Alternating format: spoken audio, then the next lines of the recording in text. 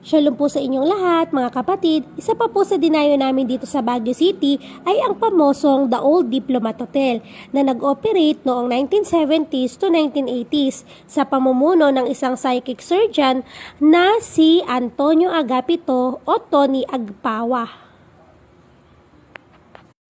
Ang pamosong hotel na to sa pamumuno ni Agpawa ay dinayo ng iba't ibang mga tao. Ngunit sa pagkakaroon niya ng sakit at kamatayan dulot ng heart attack at brain hemorrhage noong 1987, ito ay tuluyan ng napasara at huminto ang operasyon.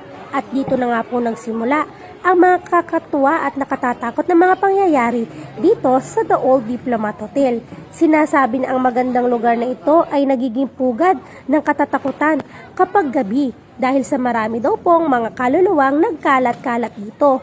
Awa naman ng Diyos, wala naman kaming naramdaman kasi sa dami ng tao